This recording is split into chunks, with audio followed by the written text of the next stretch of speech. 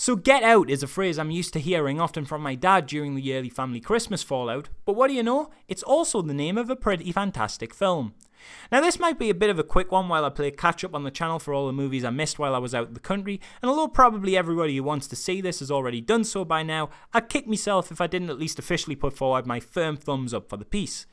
The feature-length directorial debut of Jordan Peele from famous comedy duo Key and Peele is brilliant, and that's a word that gets thrown around a lot with debuts, often accompanied by the suffix for a first-time director. But this isn't just good by first-time director standards, this is just good by any measure of the word.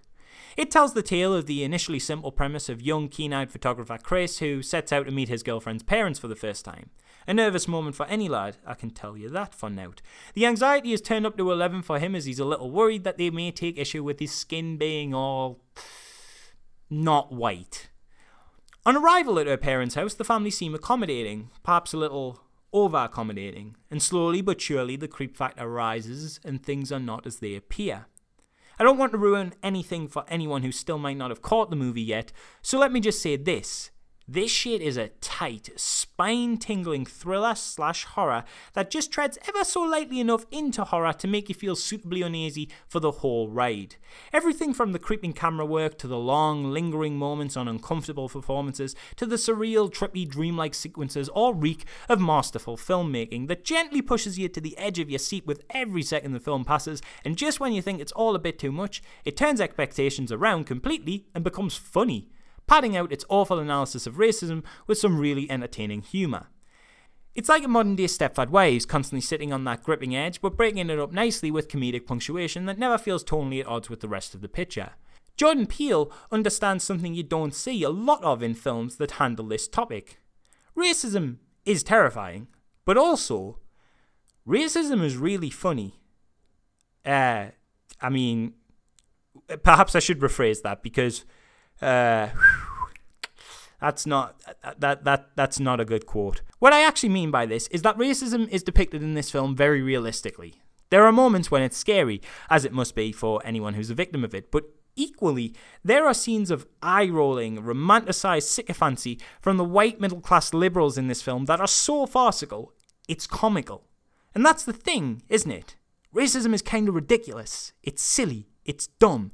The idea of having token black friends or making a point of stressing virtue signalling statements about how much Jesse Owens inspires you and how you'd have voted for Obama a third time if you could, while you unironically sip fine wine and circle jerk each other over just how much you are such good people is cringy to the point of hilarity. The odd, self-congratulatory practices of the eerie white family in this film is equal parts unnerving as it is laughable.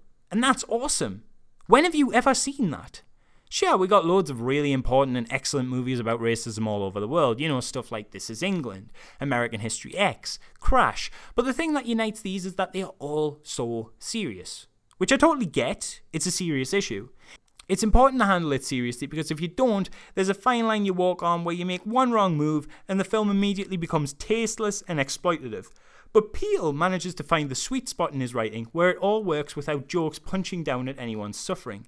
It was a crazy decision to decide to cover such an issue through the medium of a fun, entertaining horror thriller comedy, but he managed to make it work, and that's definitely worth celebrating. The other thing as well that's interesting about Get Out is that it addresses a very specific form of racism. Think about those movies I listed, or think about others with similar themes and issues, like Romper Stomper, or Django Unchained, or 12 Years a Slave.